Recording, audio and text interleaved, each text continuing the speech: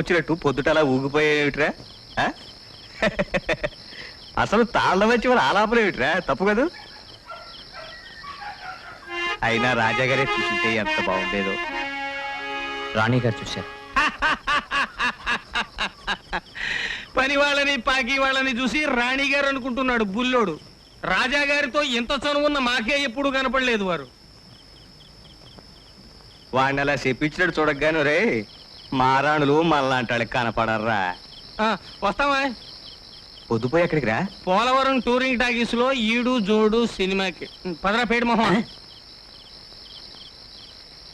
తిన్నగా వచ్చేయండి, ఎక్కడికి వెళ్ళకుండాను. అలాగే. నిజంగా వాళ్ళెవరికి కనపడరా? మనకెప్పుడూ దర్శనమేని ఆ పరమశివుడు వచ్చినా కనపడర్రా.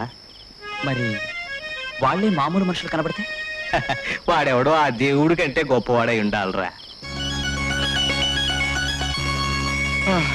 పడుకో పడుకో, పొద్దుటే వెళ్ళి బహుమానాలు దండుకోవాలి. మంచి తాళం వేస్తున్నారా? నమస్కారం అండి. నమస్కారం. ఏమయ్యా బహుమానాలుగా బయలుదేరారు? ఆనవాయితీ ప్రకారం ముందుగా రాజాగారిని దర్శనం చేసుకుందామని. ఆయన ఊళ్ళో లేరు, మేము వెళ్ళే వస్తున్నాం. పదండయా. అయితే ముందుకెళ్ళి ప్రయోజనం ఏమిటి? వెనక్కి పోదాం పదండి. మనం కాసేపు కూర్చుంటే రావచ్చేమో. బంగళాకి వెళదామంటే చిరాకుతో చిందులేసేవాడు వీడేమిటి వాళ్ళు ఇలా మాట్లాడుతున్నాడు? ఎందుకన్నాడు ఏమిటో. పదండి పోదాం.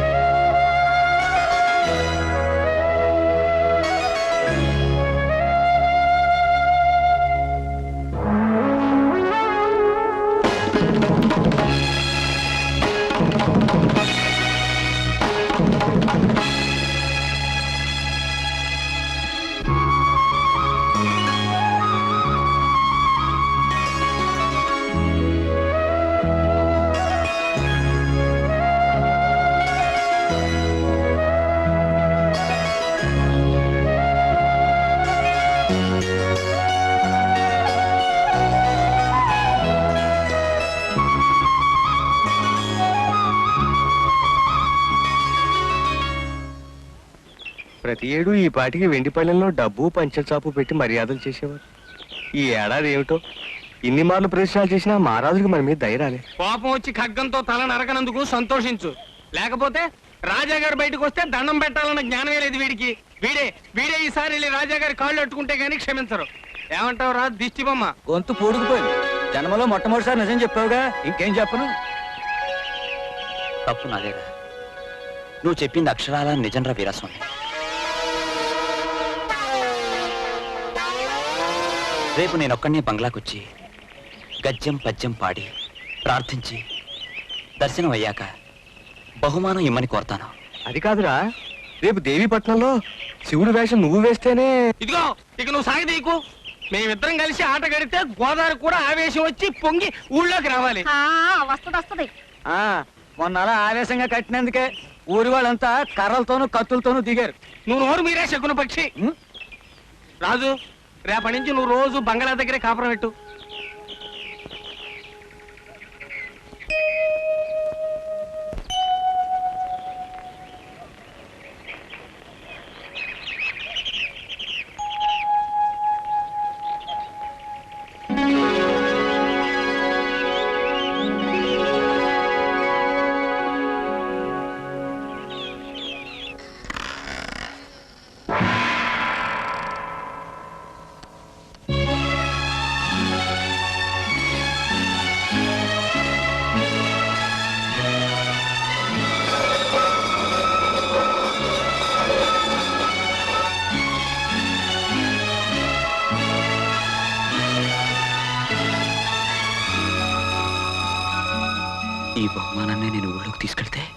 దొంగతనం చేయలేదండి.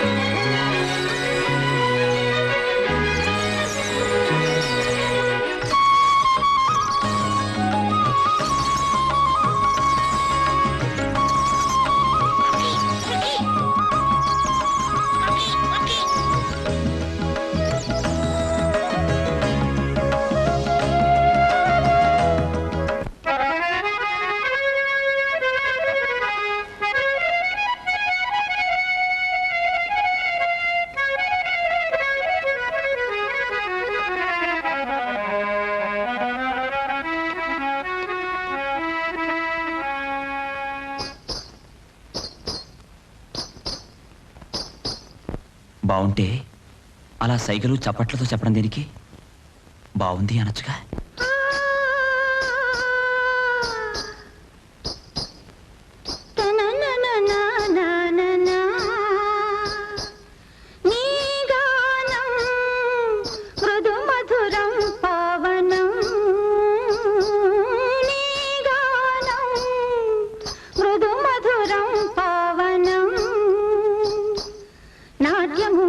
గానము నాకు నవజీవనం నాదమే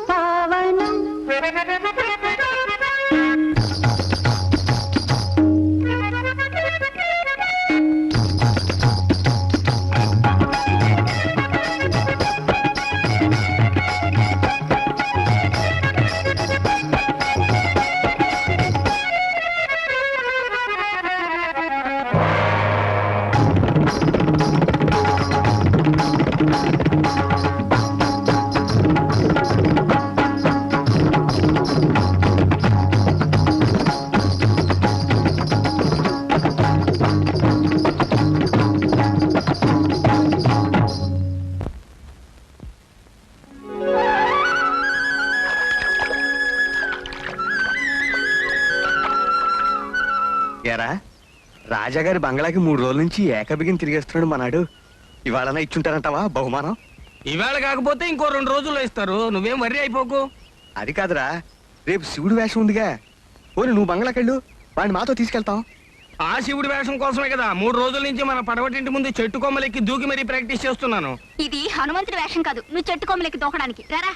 నిన్న కృష్ణుడి వేషం వేసి హరిశ్చంద్రుడు పద్యం పాడాడుగా, మ్మ్. రేపు శివుడు వేషం వేసి కుప్పిగంతులు వేస్తాడు. ఈడొద్దు బాబు, ఈడొద్దు. నోరు మీరే గబ్బిల మొహమా. మూడో కంటికి తెలియకూడని పచ్చి నిజాలు నీతో చెబుతున్నందుకు ఆశ్చర్యంగా ఉంది కదూ. ఈ చీకటి గోడల మధ్య బ్రతుకుతున్న నేను నా జీవితంలో మనసు నోరు విప్పి మాట్లాడుతున్నది ఈ రోజే. అది నీతోనే. ఈ పళ్ళాన్ని బహుకరించింది ఎందుకు ఇప్పుడు అర్థమవుతుందంటే. వద్దండి, ఈ పగటి వేషగాడు తన ఆటకి 4 చప్పట్లు కోరుకుంటాడే తప్ప బహుమానాలు పట్టు కావంచాలు కాదండి. దయచేసి లోపల పెట్టండి. మా బహుమతిగా వద్దులే, నా జ్ఞాపకంగా తీసుకో. సరే, అయితే దీని మీద నా జ్ఞాపకంగా అని రాయండి. అవును, అడగడం మర్చిపోయాను, మీ పంజరాలు ఏమిటండి? ఇవా ఒకప్పుడు జనంతోనూ పనివాళ్లతోనూ నిండి ఉండేది బంగ్లా. బయట నుంచి ఎవరైనా వస్తే పనివాళ్ళు వచ్చి ఆ వార్త రాజాగారికి అందజేసేవారు. ఇప్పుడు పని మనుషులు దాసీలు లేరు కాబట్టి ఈ పక్షుల్ని పెంచుతున్నారు మా అన్నయ్య. ఇవరిస్తే బయట నుంచి ఎవరో పిలిచారని అర్థం అన్నమాట. అప్పుడు ఆయన బయటకు వస్తారు. బానే ఉంది కానండి, అసలు ఈ బంగ్లాయే ఓ పెద్ద పంజరం, అందులో మీరు ఒంటరి చిలక, మళ్ళీ ఇందులో పక్షులు వాటిని బంధించే పంజరాలున్నా. చూడండి అమ్మాయి గారు, పుట్టడం చచ్చిపోవడానికని మనకు తెలుసు, మధ్యలో ఏమిటండి ఈ బంధాలు బాధలును? వాటికి నాకు స్వేచ్ఛనిచ్చే కాలం ఎప్పటికైనా వస్తుందేమో. సరే, ఇప్పుడే వస్తాను. ఆ. కాలం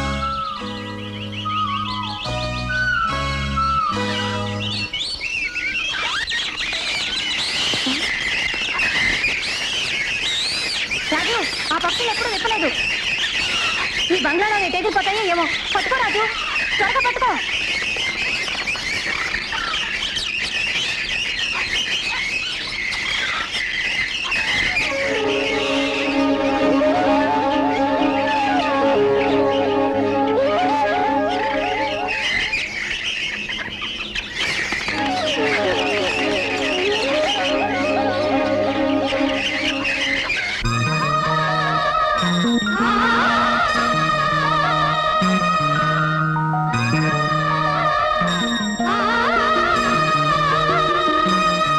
ఇచ్చే మనుషులు కూడా ప్రత్యేకతని సపోర్ట్ చేస్తున్నారు.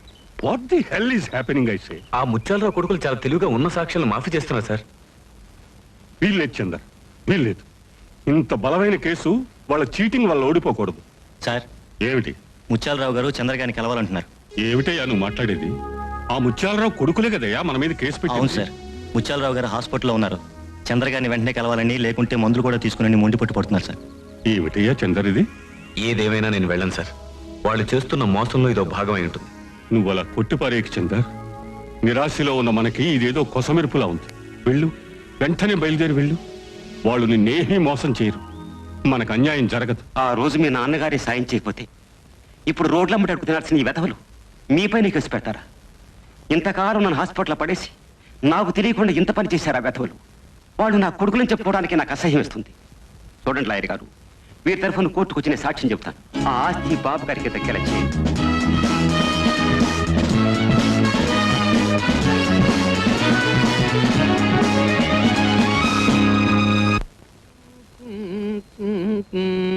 పొద్దు పెట్టావేంట్రా ఈ దుకాణం? ఈ రోజైనా రాజాగారి దర్శనం అయిందా? బహుమానం ఇచ్చారేంట్రా? ఇచ్చారు. రాజుగారు ఇచ్చిన బహుమతి ఎప్పుడు చాలా గొప్పగానే ఉంటుంది. ఈసారి ఏమిచ్చారా? చాలా విలువైందిరా, మనిషి వెలకెట్లేంది. ఇదిగా నీ పైత్యానికి మేము ఇక్కడ ఉక్కిరి బిక్కిరి వస్తున్నాం కానీ అదేదో చూపించరా త్వరగా. అది ఎవ్వరికీ చూపించను, వివరాలు అడిగినా చెప్పను. బహుమానం అంటే అదేమన్నా చద్దాను అనుకున్నావేంటి? నువ్వు అక్కడే బొక్కేయడానికి మాకు వాటాలుంటాయి. అతిగా పేలకు. అది నా సొంతం అంతే. ఏంట్రా పేలాప నాదా నీదా?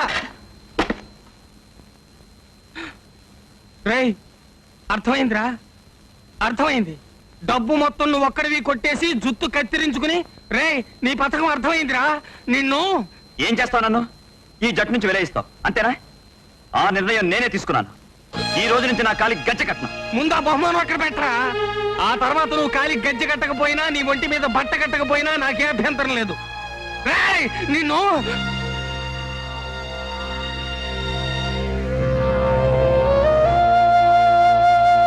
ఏరా బాగా ఆలోచించే తీసుకున్నావా ఈ నిర్ణయం? నువ్వు ఇలా నానిస్తే కాదు వీడిని అసలు. చాలా గొప్పవాడురా. అనాథ వెధవా ఆకతాయిలా తిరుగుతున్నాడని ఆటపాట నేర్పి జట్లో చేర్చుకున్న నాకు గొప్ప గురుదక్షిణ ఇస్తున్నావురా. చాలా సంతోషంగా ఉందిరా. కడుపు నిండిపోయింది నీ సత్కారానికి. అందరితోనూ మా రాజుగాడికి తిక్క కోపం తప్ప మనసు మంచి గంధం లాంటిది. బ్రతుకు తెరువు బొత్తిగా తెలియని సన్నాసి మా మా పిల్లనిచ్చి వాడిని ఇంటి వాడిని చేయాలని చెప్పి సంబరపడిపోయేవాడినిరా. కానీ ఒరే నాకు ఇప్పుడు అర్థం అవుతోందిరా, నువ్వు పగటి వేషమే కాదురా, ఏ వేషమైనా బాగా రక్తి కట్టించగలవు. వెళ్ళరా, వెళ్ళు. మమ్మల్ని అందరినీ విడిచి శాశ్వతంగా వెళ్ళిపో. రేవులో ఈ పాటికి ఆఖరిలాచి వచ్చి ఉంటుంది. బయలుదేరరా, నీ బహుమతితో బయలుదేరు. వెళ్ళరా.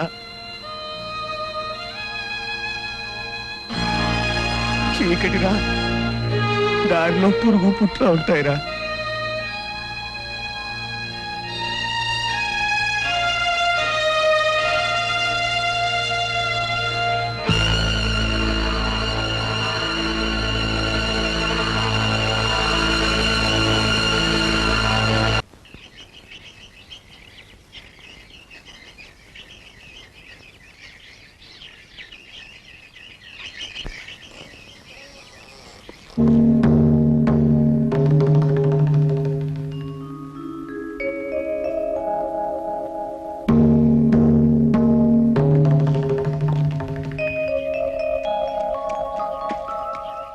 నచ్చిగా వేస్తారు ఈ పందిరి పూర్తి అయిపోతాడు బాబు. కానివ్వండి కానివ్వండి. ఇప్పుడు దగ్గర ఏర్పాట్లన్నీ పూర్తి చేయించావా మున్సబు? ఆ విషయాలు మాట్లాడుతుంటేనే ఇందాక మీరు వచ్చారు. రే తొందరగా కానివ్వండి రా, రేపు రాజావారిని దర్శనానికి పిలిచాం. కానీ అమ్మాయి గారు, జాతరలు చీకట్లో జరిగినా అందులో ఎన్ని రంగులుంటాయో తెలుసండి? అవునట, మా పని మనిషి గౌరమ్మ చెప్పేదిలే. చాలా బాగుంటుందట కదా. బాగుండడమా? బ్రహ్మాండంగా ఉంటుంది. అసలు అదో చిన్న ప్రపంచం అనుకోండి. పుణ్యం నీడలో పాపం, భక్తి పక్కనే శృంగారం. ఆ చీకట్లో పోటీ పడుతుంటాయండి. ముక్తి, మోక్షం, మోసం, జూదం అన్నీ అన్నీ కలబోసుకున్నదే జాతర. 4 గోడల మధ్య బ్రతికే మీరు ఒక్కసారి ఆ జాతరని జనాన్ని చూస్తే చాలండి. ప్రపంచం అంటే ఏమిటో రేపు నాకు చెప్పడానికి సిద్ధమవుతారు. మరి వెళ్దామా? అమ్మో, ఒక నిజం చెప్పండి, మీ మనసులో ఇప్పుడు 2 రకాల అభిప్రాయాలకి పోటీ జరుగుతోంది, అవునా?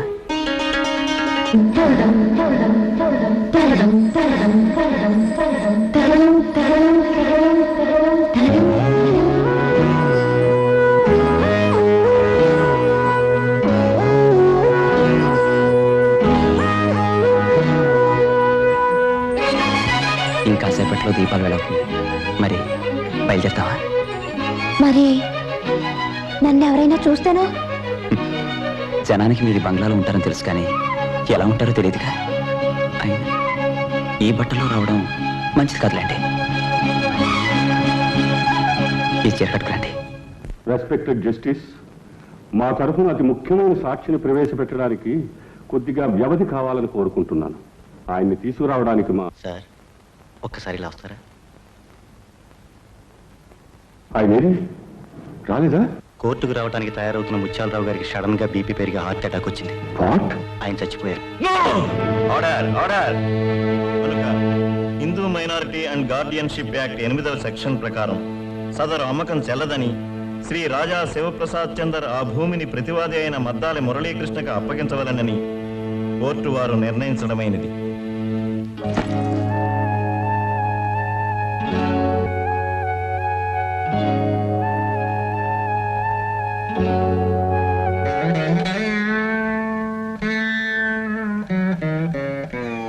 కోటు విప్పోయా, ఊపిరేనా ఆడుతుంది. పర్వాలేదు లాయర్ గారు, ఉదయం బంగ్లా నుంచి బయలుదేరితే రాత్రి తిరిగి బంగ్లాకు వెళ్లే వరకు కోటు విప్పను. అలా అలవాటైపోయింది.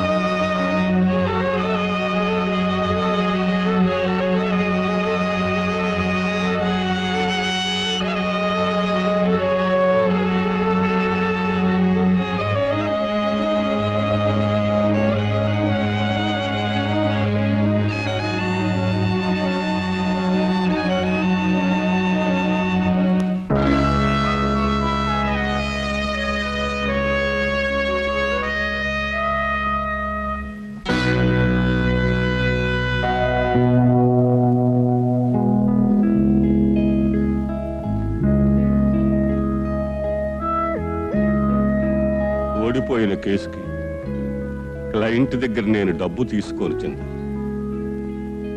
అది నా పాలసీ. ఇది నేను ఈ కేసు టేకప్ చేసిన నాడు నువ్వు ఇచ్చిన అడ్వాన్స్. తీసుకోవచ్చు. బయట వెన్నెల పుచ్చపువ్వులా కాస్తుంది. బయలుదేరండి.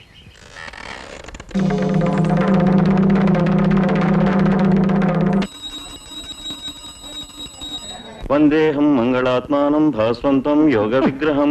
మీ తాతగారు అనుకున్నావా? ఇంత నుంచి చూస్తున్నాను, తెక్కదిరిపోతున్నావా పీతలాగా. నిజంగా మీ తాతగారిదేనని ఆయనకేం తెలుసండి.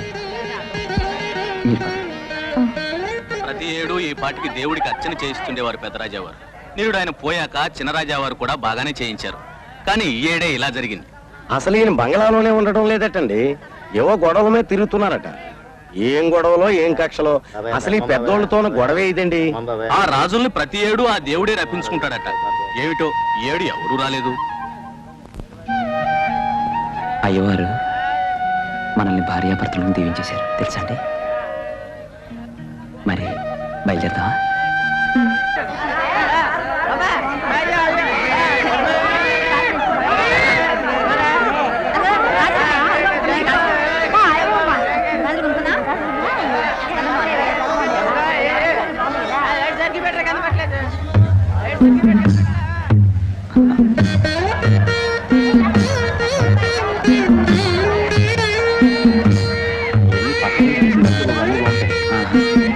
ఈ ఎర్రగడ్డ డజన్ రూపాయలండి, బాగుంటే కట్టమంటారా?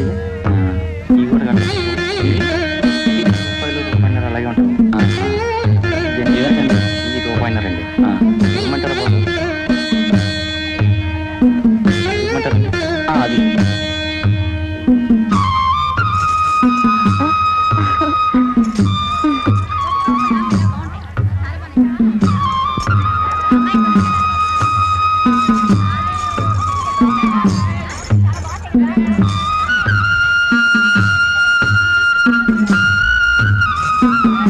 మరి బయలుదేరుతామా?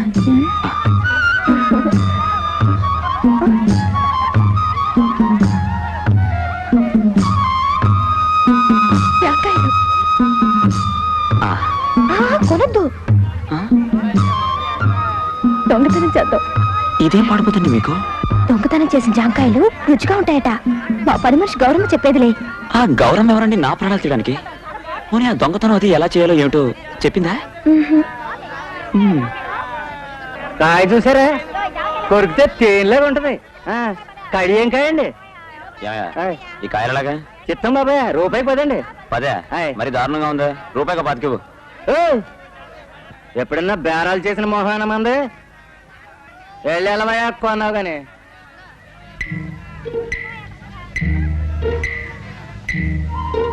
తీసా ఆ దొరకాయండి. పోనీ రూపాయికో 20. బేరం నా మోకం కేసు చూసి ఆడకుండా నీ కాళ్ళ కేసు చూసి ఆడతావేంటి? చాలా అందగాడే కదా, రాత్రి ఎందుకు పగలు చూద్దామని. ఎక్కడ నువ్వు బాలేవాళ్ళు ఉన్నావు. మాట్లాడదామయ్యా సోమరాజు. నా పేరు సోమరాజు కాదు, నరసరాజు. మిమ్మల్ని ఇద్దరిని సావుబాదేక దేవరాజుని పేరు పెట్టుకుంటాం. పేరం పేరు చెప్పిలా దొంగతనాలకు వస్తారా? రే రే ఆగే. అయ్యి బాబోయ్, నడుం జారిపోయింది.